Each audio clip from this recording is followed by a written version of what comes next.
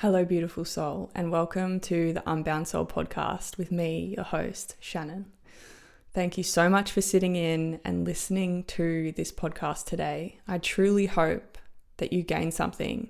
I truly hope that you get more insight, more guidance, and also more relatability to what you're potentially going through on your inner world and also how to overcome it. So this podcast is all about sinking in and consuming some content around whether you're learning, whether you're here to find the articulation for how you actually truly feel, or whether you're here just because you really, really love and enjoy the deep and meaningful conversation.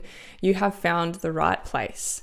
We're here to talk about overcoming personal stories of subconscious patterns that hold us back so that we can come home to our true self and our true potential. We're here to embark on a journey of self-discovery and to create the life that we truly desire and live in alignment with our true potential. So today I'm riffing solo. I'm here to talk to you guys to get all deep and meaningful and talk about my own personal journey and my own personal story. And I really want to start out with a question. And that question is, do you have a deep inner knowing that there is just so much more to you?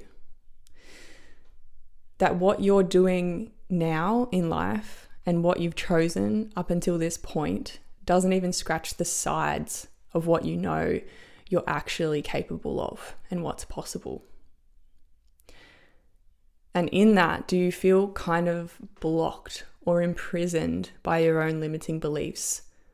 Do you feel like you just have this burning desire to break free of the chains of your mind, but you just don't know how?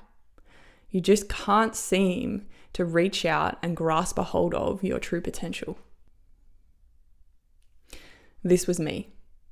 And this is ultimately why I chose to retire from professional cycling and do what I do now as a transformation and mindset coach. So if you're new here, my name's Shannon. Thank you so much for being here. I'm an ex-professional road cyclist, now turned mindset and transformation coach. Let's just backpedal and talk about how I landed in this life that I'm living now, where I have my own business. I'm doing the mumpreneur role. I have a 2-year-old. I have a partner who I have managed to allow to retire and be a stay-at-home dad, and we're super, super proud of that, even though it's still like something that I can't believe I'm saying. That I've been able to grow my business to a point where my partner has retired from his work and is looking after our son full-time while I'm working probably part-time hours and still able to support all of us. And that wasn't the story, right? That wasn't the story growing up. That wasn't the story when I was in professional cycling. And the truth is, I don't have one of those incredible hero stories where I've overcome trauma and adversity like that is just immense. Like a lot of people come out the other side of wild experiences to create their dream life, and they hit their own version of rock bottom, and it's like tear-jerking, right? I don't have one of those stories because for pretty much my entire life, and I want to touch on this in more depth, but for my entire life I have followed my heart. I've followed my dreams, and I've known within myself that anything that I want to achieve is possible for me. For as long as the dream is alive, I can keep living it. And by alive, I mean alive within me. I don't mean alive in my external reality. I mean alive within my body and my soul. As long as I am still loving it, then I will keep living it. But even though that is how I've chosen to live life, I've still had my own demons, and I have still had my own version of rock bottom. It might not be the hero story that really draws you in, but it's my story. So let's wind back the clock a little. I grew up competing in sport from a really young age. It was my thing. It's what I did. And I think a big reason why I chose sport was because it created a really, really beautiful and powerful bond with myself and my dad. And I was a complete daddy's girl. Like, give me a car ride with my dad for 4+ hours and I would be there. I loved hanging out with my dad. We would travel to swimming training at 6 o'clock in the morning, almost every single morning. And whether we were talking or whether we weren't saying a thing, I just loved being there. So I think a lot of my sporting pursuits, in hindsight, looking back, was to impress my dad. I really wanted him to love me. And it's not that I had to do the sport in order for him to love me, but I definitely saw that excitement within him and it made me want to do it more. But I loved sport. Like, I loved it within my being. It really, really filled my cup to compete and to push myself and to become the greater version of myself through this physical aspirations. And I went through all the iterations. Like, I went through swimming, and then I transitioned into triathlon, and then I transitioned into cycling, which ultimately you will learn that I landed in cycling. But even through all of those transitions, I was exploring soccer, I was exploring netball, I was exploring basketball, I was exploring little athletics and everything in between. And ultimately, I found my own little niche, if you want to call it that. And at first that was swimming, then it was triathlon, then it was cycling. And in between those years of transition, I was also going through everything that a young person goes through. The transitions from primary school into high school was probably one of the biggest formations of me as a human. And one of the main points that I want to talk to in my high school years was I actually stopped playing sport. And that's probably one thing that if I could tweak, if I could adjust, I would stay in it, because it was the one thing that truly, truly, truly lit my soul on fire. And I can vaguely remember those years of not having sport in my life not being that good years. Like, they were kind of, I was going to other things outside myself to fill my cup. So I was really looking for boyfriends. I was looking for being a rebel to get that thrill of what sport was giving me. So ultimately, I realized that I wanted to come back to sport, and that's when I started triathlon. I pursued that for a few years until I realized, hey, I'm actually really good on a bike. So I went hardcore cycling. Interestingly, when I transitioned from triathlon into cycling, I faced a pretty big decision.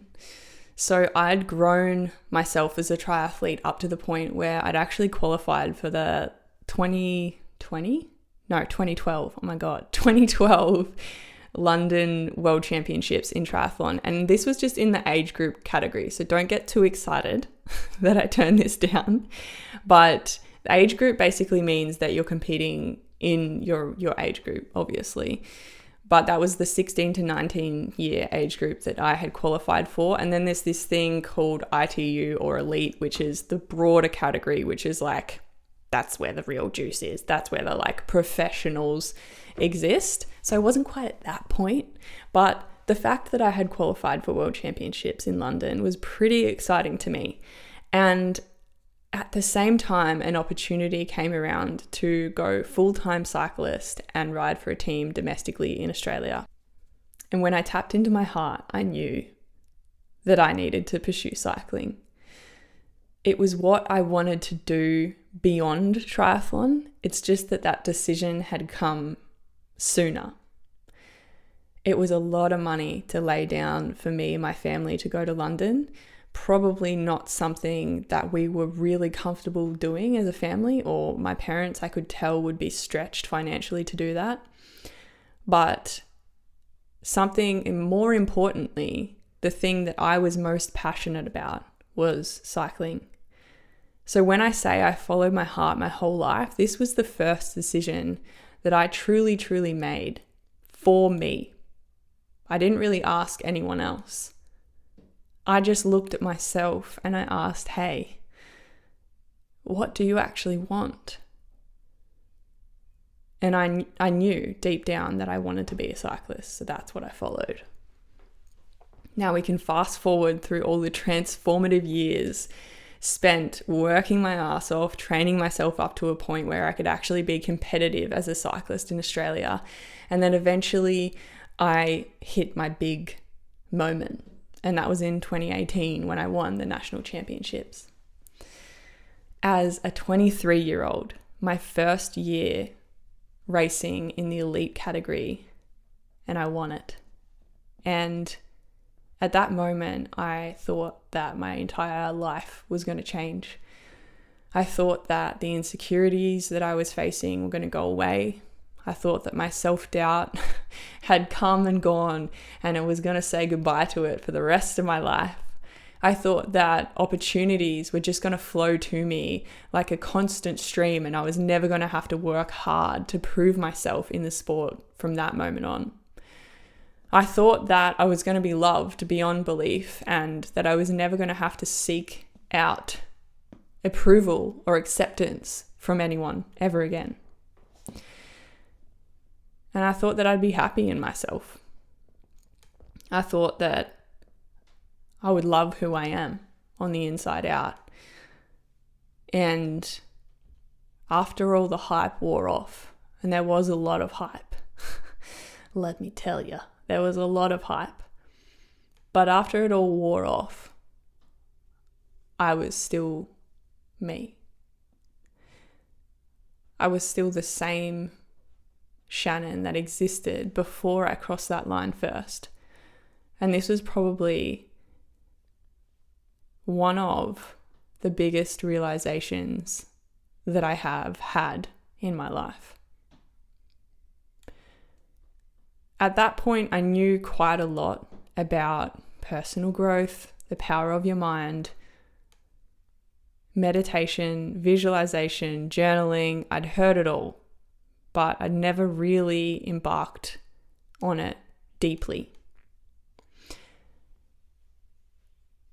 And I still didn't really go too deeply into it in 2018. I slogged hard. I went and raced my first year as a pro, and I was absolutely shattered at the end of that year. Physically, mentally, emotionally shattered. If you can imagine throwing yourself as a 23-year-old onto a plane from Australia, from the end of the earth, going over to America and Europe, which is at least 24 hours of travel away from your home, packing up your suitcase, and fitting as much as you can into that 21 kilos, and living abroad for 9 months of the year as a country bumpkin who loves her home, who loves her family, who loves her friends, and going somewhere where she's never been before and trying to make a home of it. But then, on top of that, not staying in one place for longer than a week, for 9 months, traveling around, packing up that entire suitcase again and again and again, and going to the next place and trying to call it home, and then going to the next place and trying to call it home. And every time you go to that next place, you spend 10 plus hours in a van cramped in. You get to that next place, and then you spend the next week cramped into a tiny little house in Belgium or France or you name it, living on top of 10 other elite cyclists, all girls, living in the same house. So that was my reality for 9 months. And partially I loved it. There were days where I wouldn't want to be anywhere else. And then there were days where I'd rather be anywhere else. Long story short, 2018 kicked me in the gut. And every time I tried to get up, it kicked me back down. I had the worst crash that I have ever had, and I can still feel the emotions of that crash as I recount it in my mind now. I was off the back of the peloton in one of my earliest races overseas. It was gruesome. It was a gruesome race that it doesn't have a very good reputation at all for being fun or for being a nice race to do. It's called, I'm going to butcher it, like my accent, just cut me some slack for my accent, right? But it's called Ronde van Drenthe. And it's cobbles on cobbles on cobbles on cobbles. And it's wet and it's muddy and it's gross. And to say the least, I was not having fun in that race. And I was at the back of the peloton, actually off the back, which means I was not even in the race anymore. And I was trying to come back through the cars that sit at the back of the peloton supporting the race. And as I was coming back to the cars, the last car in the convoy is the ambulance. And I was with a group of other cyclists, and we went to go up the left-hand side of the ambulance as it pulled over right to let us through up the left, or we thought it was letting us through, but actually it was performing a hook turn. So it pulled over right to let us up the left, and then as we got to the shoulder of this ambulance, it hard turned left straight into me. And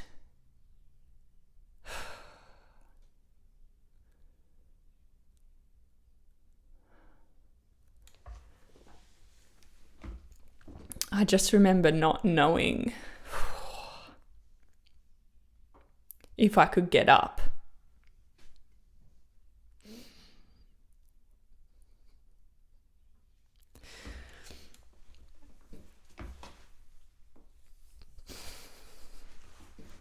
And I was in a country that I didn't have any family.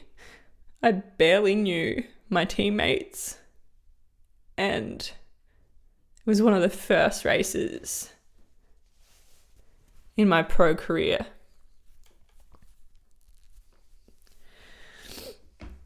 And people were shouting all around me. They were trying to help me up. And I just was screaming at them to stop because I was really hurt. And I didn't know if I could walk. I didn't know if my head was okay. I was just overwhelmed and shocked at what had happened. And eventually I got up, and I had a spectator who was helping me to stand up, and I walked towards the back of the ambulance thinking that I was going to get into the back of that thing and they were going to take me to hospital. And the paramedics got back into the ambulance and drove away. And nothing prepares you for that moment where you realize that what you're going through is not as important as the bike race. Is not as important as life. Like, there's this unwritten rule that life goes on and you actually don't matter. Nothing prepares you for that moment of realizing that you're not in the safety net anymore of the people that would never do that to you. And in the end, I did have a race doctor who took me to, in a car, took me to the ambulance, took me to the hospital, and I spent overnight in the hospital with nothing but what I was wearing, my cycling clothes. And later on, I got given my bag from my team, who had to keep going, who also had to go along to the next race and leave me there at the hospital overnight so I could contact my family. I could tell them what had happened. But in the end, I was just a overwhelmed, shocked Aussie 23 years old who'd just been hit by an ambulance, was spending overnight in a foreign country hospital where I couldn't speak the language and I had no idea what was going to happen next. It turns out the injuries on my legs were pretty much just massive bruises. There was nothing broken and my head was okay.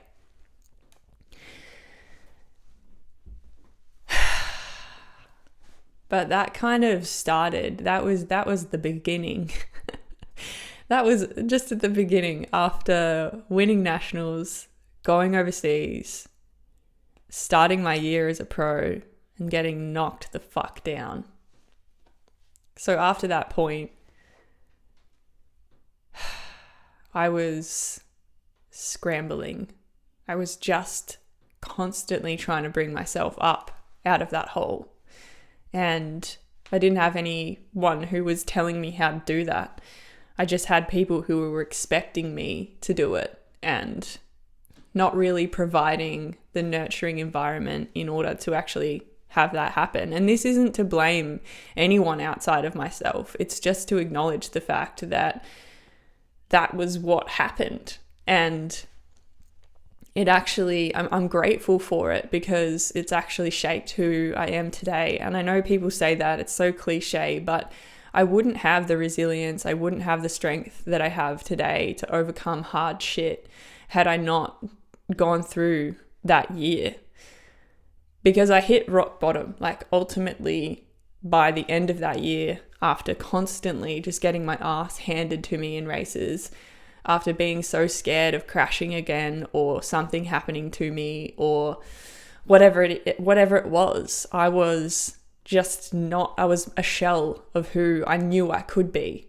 And that frustrated me, but I also had no idea how to get back to the true version of me, to that version of me who was so freaking confident that she could achieve anything that she desires in life. I felt like that true essence had left the building and I had no idea how to come back to her. So at the end of 2018, I ended my season early. I shouldn't say at the end of 2018 because it was in August. I called up my team owner and I just said, I need to go home. I can't do this anymore. I can't keep showing up. I'm done. I need to go home. I need to rebuild. I need to rest. I need to have my people around me and I just need to be held. And even when I got home, I still didn't know how to ask for that. I just remember sitting in my bedroom and just being depressed because my year had turned out to be not only traumatizing, but also just generally shit. Like I don't remember having too many fun times during that year. I was just trying to survive, and doing that, trying to survive for 9 months, day in, day out, is a long time.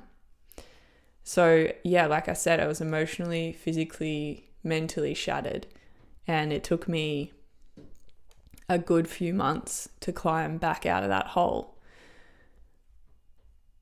And one of the things that I did in that time, I knew that no one else could help me but myself. But me helping myself meant reaching out. It meant actually asking for the support. So that's when I invested in my first coach. And when I say I invested, I mean I asked my parents if they could please pay for someone who could help me, who actually specialized in helping people get out of this type of situation. I'd had a psychologist before and I didn't want to go back down that route, so I invested in a life coach. I can't even remember exactly what he called himself back then, but this was one of the turning points for me. And this was where I really started to discover some of the internal reasons why I was suffering.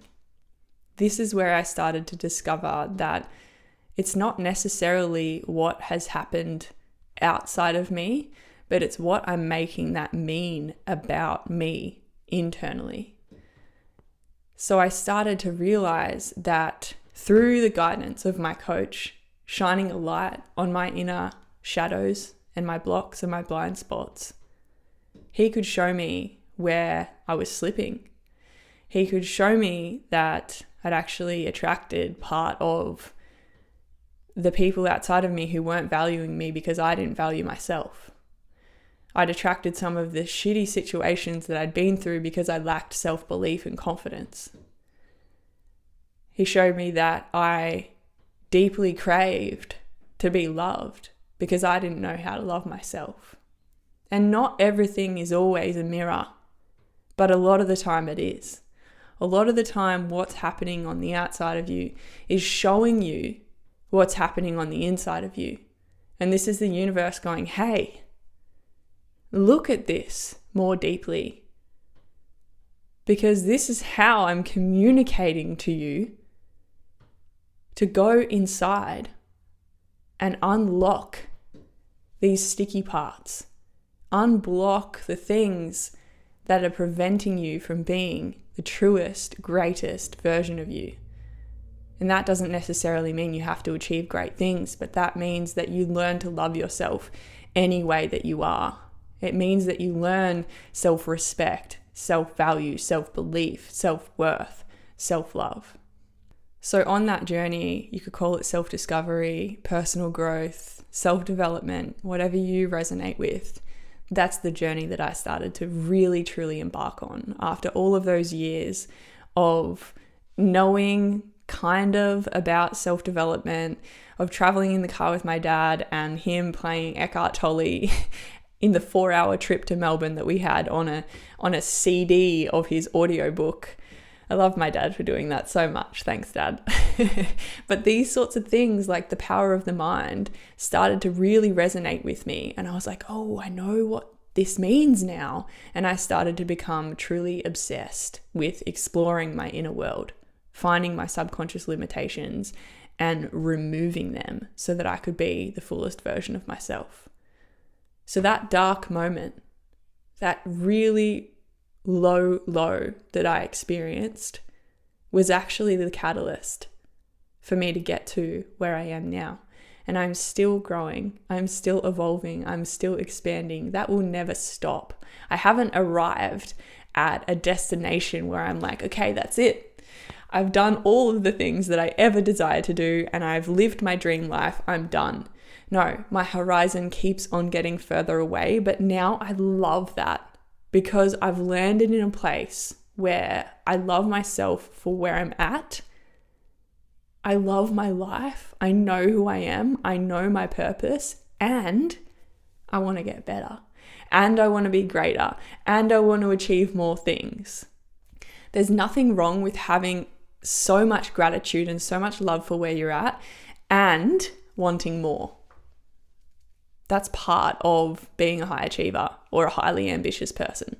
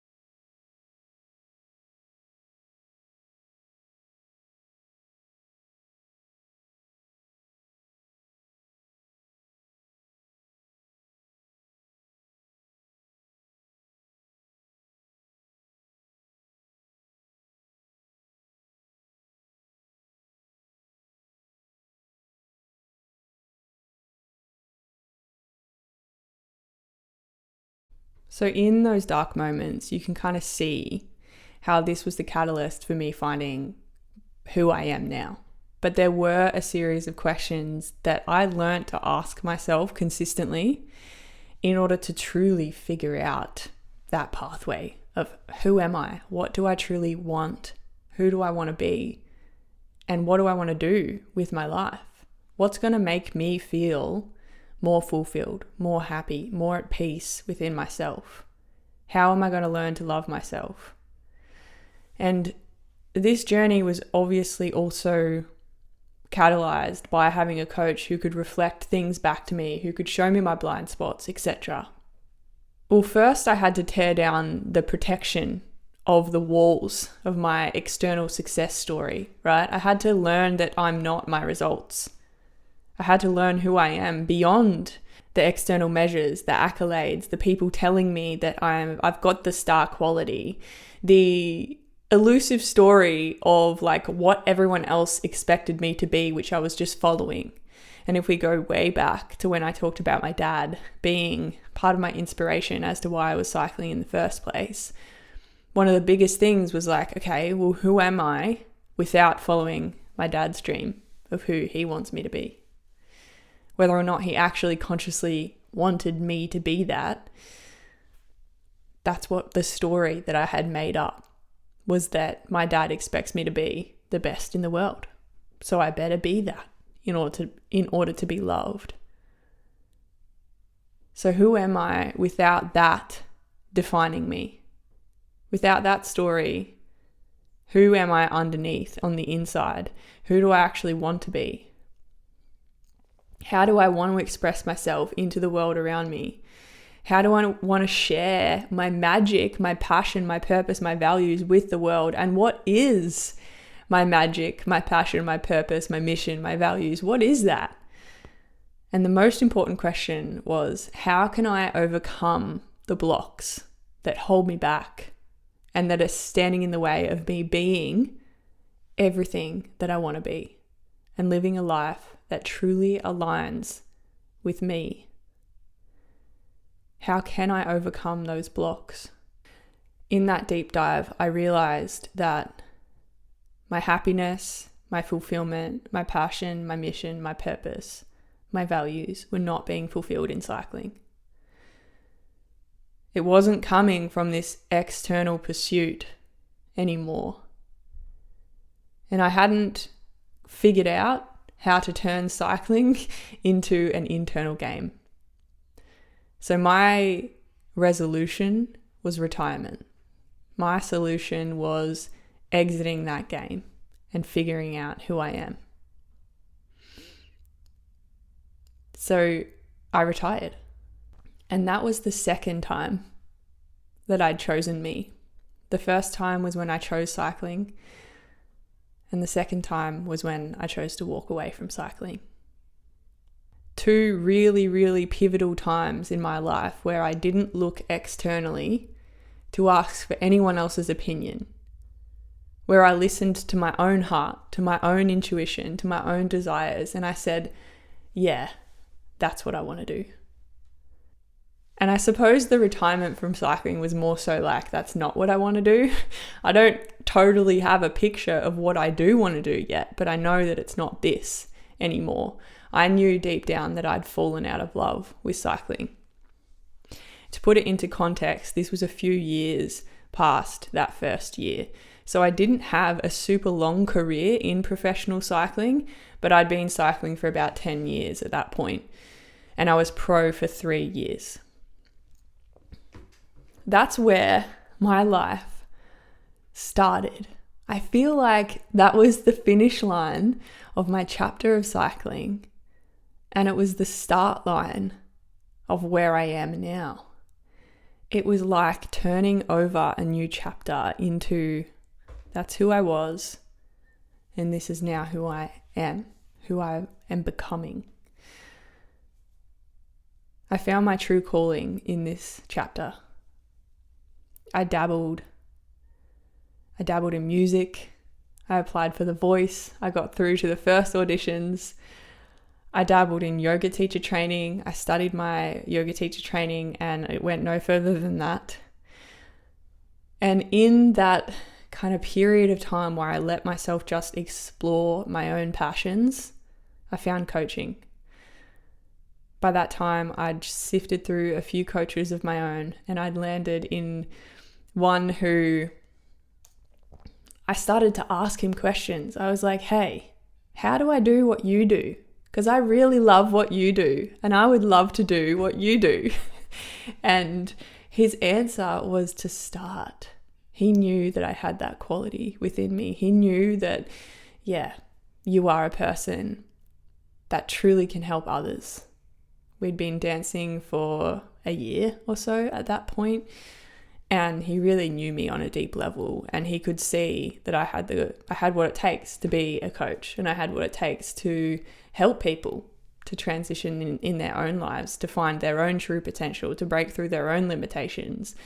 I had that presence, that nurturing presence, to be able to listen, to be able to read through the gaps of people's words into the energy of what's behind that, to find the limiting beliefs, to shine a blind spot, to shine a light on the blind spot, to reveal it, to clear it out, and to then be able to allow them and guide them home to their true self. And that's what I do now.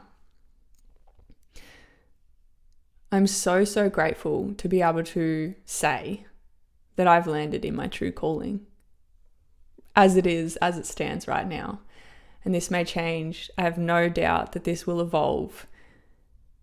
But it lights my soul on fire to say that I get to help highly ambitious people like you who are listening to this right now to overcome their own subconscious blocks like I did back when I was in cycling and beyond. To break through the walls of their limiting mind, that prison that we keep ourselves inside that says, I can't do it, and I don't know how to grasp a hold of my true potential, to then know how, and then start to actually break through it, to then embody their true potential, to live their true potential, and create a life that lights their soul on fire, just like I have. This episode was far from perfect, and a lot of things messed up in it. My phone got full of storage. My things cut out, Phoenix came in, there was lots of stuff happening. I just want to share that even on the pursuit to your dream, you are going to experience challenges that tell you this is not for you. There was a point where I was going to give up on this episode today because I was like, it's not happening today. There's so many barriers, there's so many blocks. And that's a representation of life. The universe gives you those barriers, it gives you those blocks as a catalyst for you to break through the limitations that are holding you back. To break through the low self-worth and everything that tells you in your mind that it's not going to happen for you and that you should settle for less. I'm telling you right now that I'm living proof that you can overcome those moments. You can overcome that low self-worth, that low self-belief, and you can, bit by bit, create the life that lights your soul on fire. And if that's not what life is actually all about, then I don't know what is. But I'm pretty happy and fulfilled and at peace in this pursuit of living the life that lights my soul on fire and overcoming anything that stands in the way of that. And if I can, I know that you can too. I hope you've enjoyed this episode. I love you guys. Thanks for listening.